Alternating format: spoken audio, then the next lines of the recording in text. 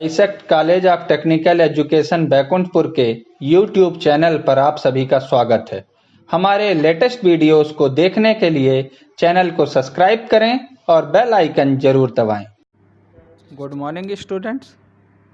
सबसे पहले हम स्टार्ट करते हैं पीएलडीटी। पीएलडीटी का ये टॉपिक है। पीएलडीटी का फुल फॉर्म है programming logic design and technique. इस पर्टिकुलर टेक्निक के आधार पे सबसे पहले हम ये डिसाइड करते हैं किसी भी यूज़र की प्रोग्रामिंग लॉजिक को आप कैसे डिज़ाइन कर सकते हो। कोई भी यूज़र अपनी प्रोग्रामिंग के स्टेप्स को, प्रोग्रामिंग के लॉजिक्स को, प्रोग्रामिंग की सोच को कैसे डेवलप कर सकता है। सो पीएलडीटी के कुछ बेसिक स्टेप्स हैं, इनको वन बाय वन हम डिस्कस करेंगे। सबसे पहला स्टेप है एनालिसिस। पीएलडीटी के लिए या किसी भी प्रोग्रामर के लिए सबसे पहले ज़रूरी है एनालिसिस। एनालिसिस को हिंदी में बोलते हैं विश्लेषण। सबसे पहले विश्लेषण ज़रूरी है। विश्लेषण करिए, दैट मीन्स आपको जो भी सॉफ्टवेयर या जो भी प्रोग्राम बनाना है, सबसे पहले ये डिसाइड करिए कि उसकी मार्केट में क्या रिक्वायरमेंट है, यूज़र की ज़रूरत कैसी है, उसी के अनुसार आपका सॉफ्टवेयर या आपका प्रोजेक्ट बिल्ट होना चाहिए। सेकंड है डिजाइनिंग फेस। डिजाइनिंग फेस में आइए और इसमें आपको बताना है कि आप कैसे डिजाइन कर सकते हो किसी भी एक पर्टिकुलर सॉफ्टवेयर की डिजाइनिंग का स्टेप, डिजाइन करने का तरीका। नेक्स्ट बात आती है कोडिंग की। फाइनली गाइस, इस पर्टिकुलर प्रोजेक्ट में जो हमने बिल्डिंग स्किल इम्प्रूवमेंट टिप्स दिया है, तो ये किसके इम्प्रूवमेंट की टिप्स करेंगे? कोडिंग इम्प्रूवमेंट टिप्स की। किसी भी प्रोग्रामर के लिए सबसे ज़्यादा इम्पॉर्टेंट टास्क है उसकी प्रोग्रामिंग, उसकी कोडिंग। तो इस पर्टिकुलर वीडियो में, इस स्लाइड में जो हम स्पेसिफाइड डिस्कस करेंगे वो है कोडिंग को डेवलप करना। बाकी के ये पीएलडीटी के जो स्किल्स हैं इनको हम ब्रीफली देख रहे हैं। नेक्स्ट कॉन्सेप्ट है इम्प्लीमेंटेशन। इम्प्लीमेंट करना यानी उपयोग में लाना। आपने कोडिंग कर ली, आपने सॉफ्टवेयर को कुछ बनाया, कोई एक प्रोजेक्ट आपने प्रोग्राम किया, अब उसको आप क्या कर रहे हो? इम्प्लीमेंट कर रहे हो, उपयोग में ला रहे हो। अपने उपयोग में लाने के साथ ही जैसे ही आप प्रोग्राम को उपयोग में लाओगे, चलाओगे, आपको उसमें कई तरह की चीज़ें दिखेंगी। नेक्स्ट स्टेप है टेस्टिंग। इम्प्लीमेंटेशन के बाद अगला स्टेप आता है टेस्टिंग। आपने इम्प्लीमेंट किया, उपयोग में लाया, उपयोग में लाते ही आप क्या करोगे? टेस्ट करोगे। फॉर एग्जांपल, नई गाड़ी आप लेने जाते हो, नई गाड़ी लेने जाते हो, सबसे पहले वो आपको क्या बोलता है? टेस्ट ड्राइव ऑफ़र करता है। टेस्ट ड्राइव का क्या मतलब है यहाँ पे? कि आप उस पर्टिकुलर वर्क को क्या करोगे? पहले इम्प्लीमेंट में लाओगे, उस गाड़ी को पहले चला के देखोगे और अगला स्टेप क्या होगा? टेस्टिंग। दैट मीन्स आप उस गाड़ी को क्या कर रहे हो? टेस्ट कर रहे हो। टेस्टिंग करने से ही आपको क्या होगा? कमियां पता चलेंगी, ड्रॉबैक, कमियां और लिमिटेशंस। किस चीज़ की? क्षमताओं की कमियां।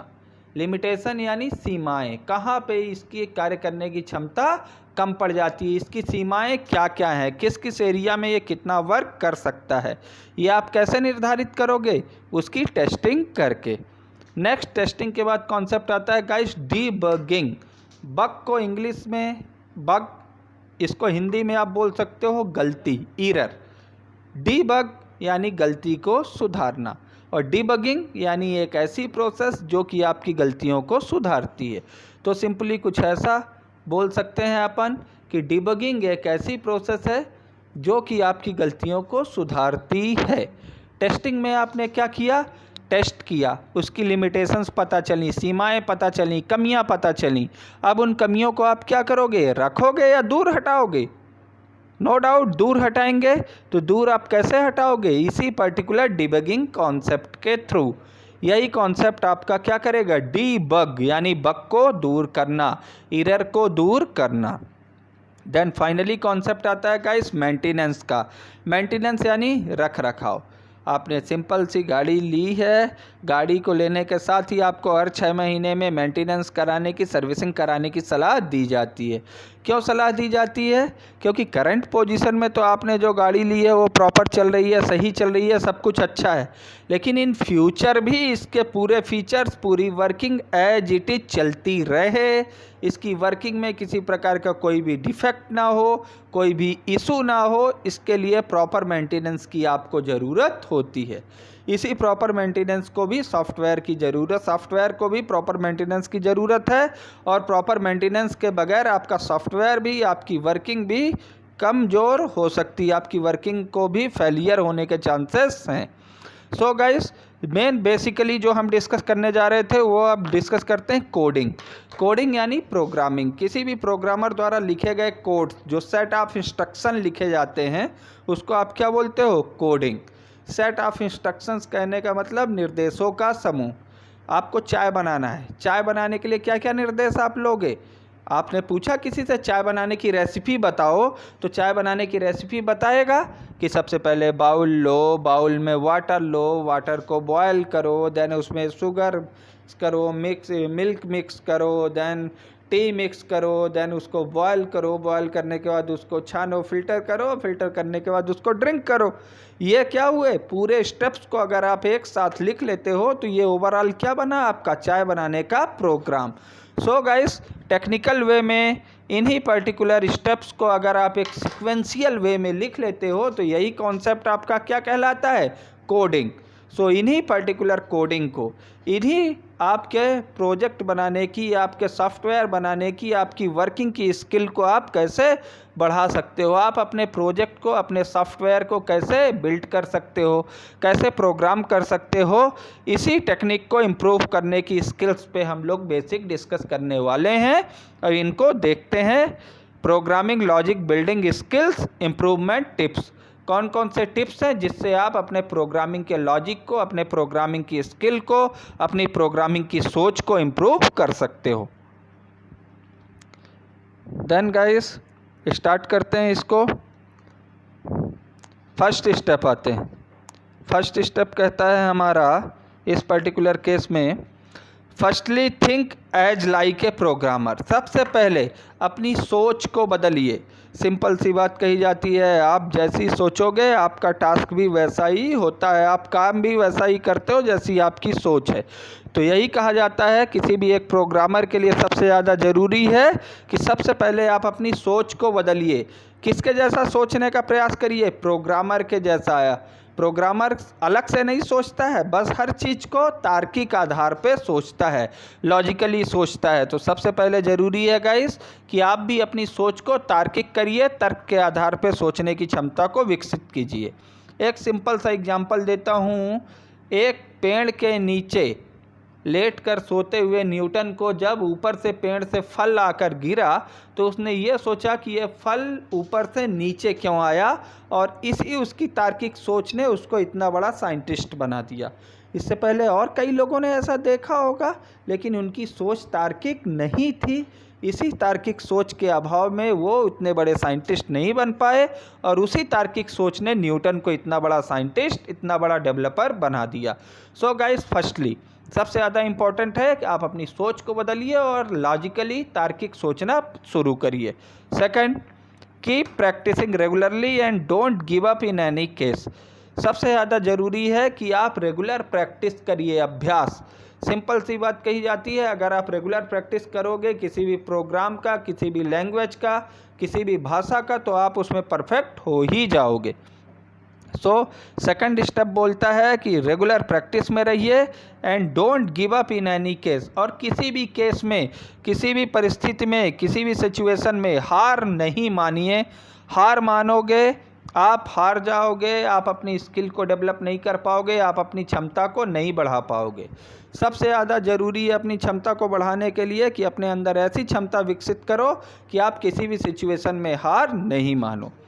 थर्ड सिचुएशन है collect theory knowledge about the programming. तीसरी सिचुएशन बोलती है कि जो भी आप प्रोग्रामिंग कर रहे हो, जिस लैंग्वेज का यूज कर रहे हो, या जिन प्रोग्रामिंग स्टेप्स का, जिन प्रोग्रामिंग टेक्निक्स का आप यूज कर रहे हो, उनके बारे में आपको पूरा थ्योरी नॉलेज होना चाहिए।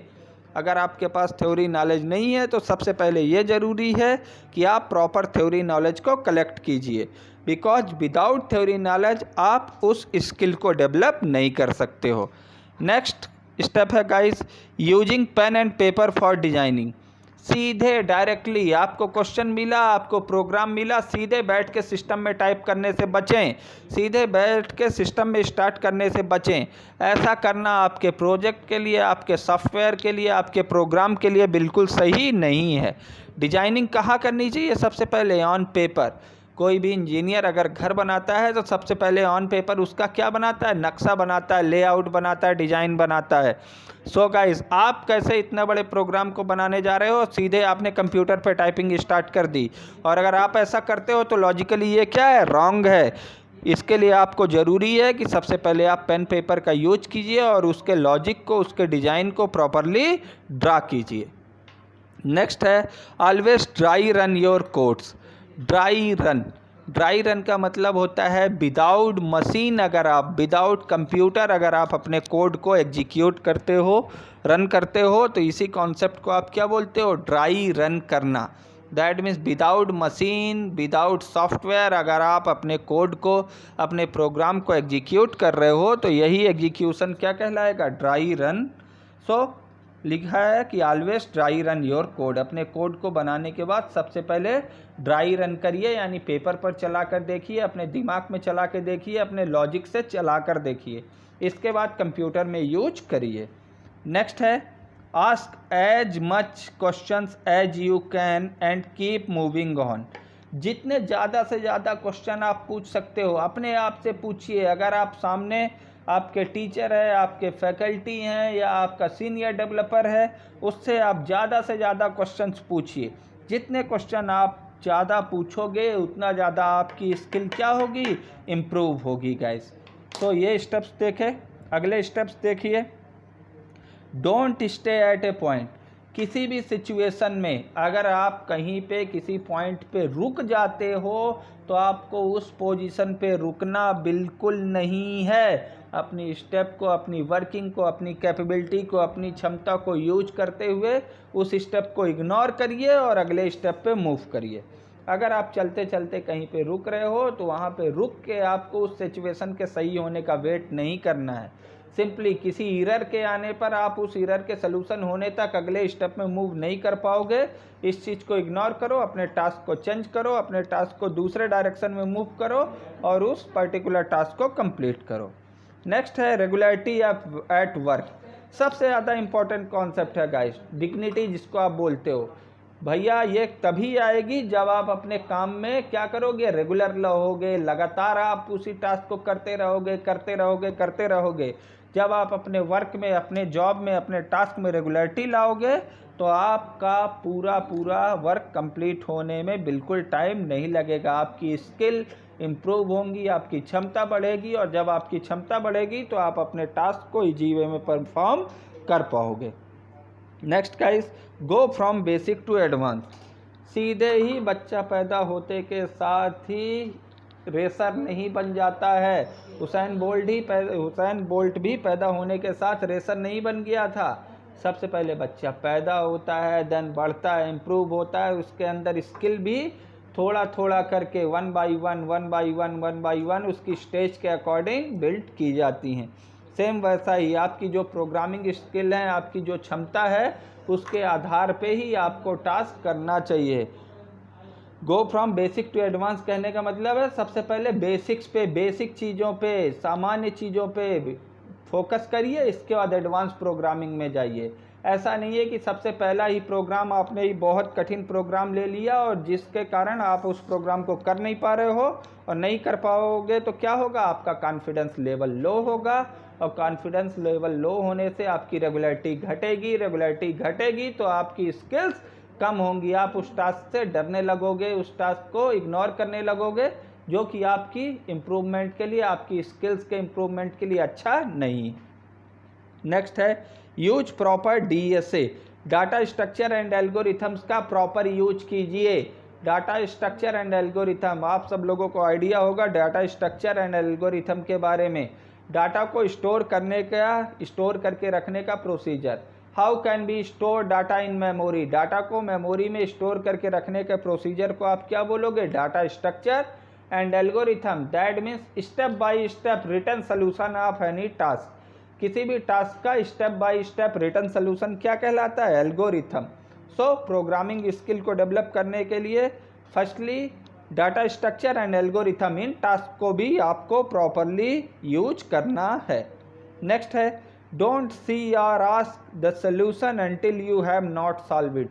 अगर आप किसी प्रॉब्लम में फंसते हो, कहीं पे रुकते हो, कोई सिचुएशन में आप फंस जाते हो, तो उसका तुरंत क्या करते हो? गूगल सर्च मारते हो या अपने टीचर से, फैकल्टी से या सीनियर डेवलपर से तुरंत डिस्कस करने लगते हो।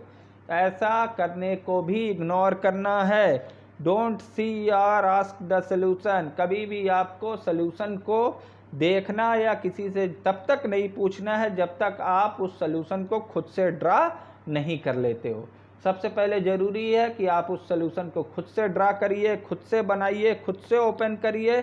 उस सोल्यूशन को जब आप खुद से बनाओगे, खुद से ड्रा करोगे, तो आपके अंदर जो स्किल डेवलप होंगी, आप उस सोल्यूशन को जब खुद से बनाओगे, आपके अंदर जो कॉन्फिडेंस आएगा, वो कॉन्फिडेंस लेवल आपका आपकी स्किल को इम्प्रूवमेंट करने में हेल्प करेगा।